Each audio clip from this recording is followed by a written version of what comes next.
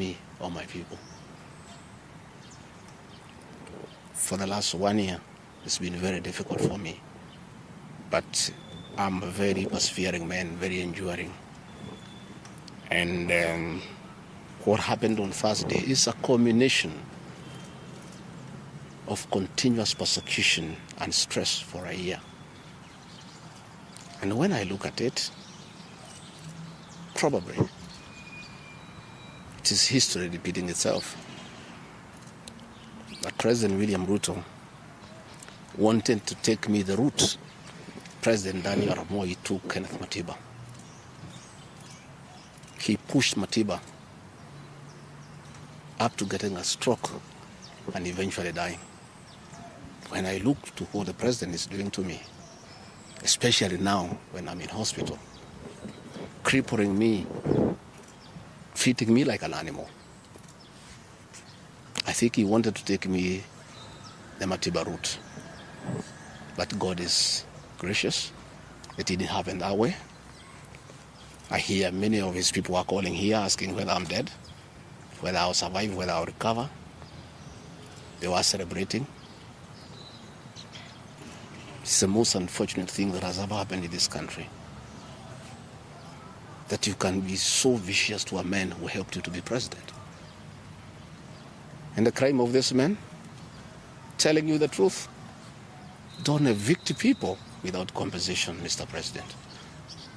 Mr. President, don't overtax people. You are killing them, you are killing their businesses. Don't force a housing program on people. If people do not want these houses, don't force them. My only problem with the president is just being truthful because nobody else can tell him.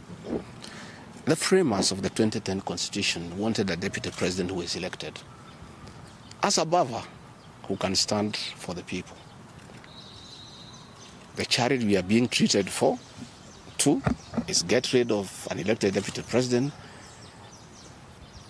and appoint a control freak. A fellow you appoint who cannot ask a question, who cannot say anything.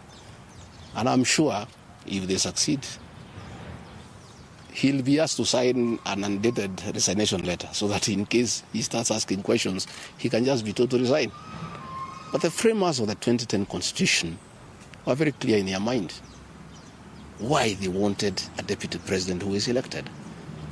I'm the only man in the cabinet and in the whole government who can stand up to President William Ruto and tell him, hey brother, this is not right.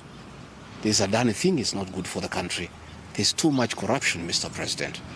This housing thing is being forced down on the people of Kenya. And they don't like it. Please don't force it down on them. You know, situations where medical equipment that was being supplied by Kenyans to the Ministry of Health now has been given to one single Asian. I said, Mr. President, this is not right. We are killing our business people. So, as we speak, I say that my lawyers are in court.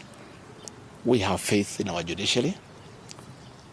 And I requested that, according to the rules of natural justice, I be accorded an opportunity to be heard in the Senate.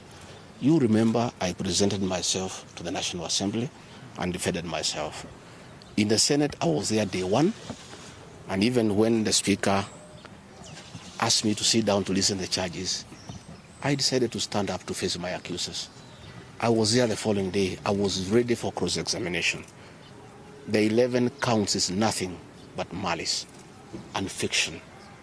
It was a political game by the president to get rid of me. And looking at it, I don't think the president had any intention of ever working with me.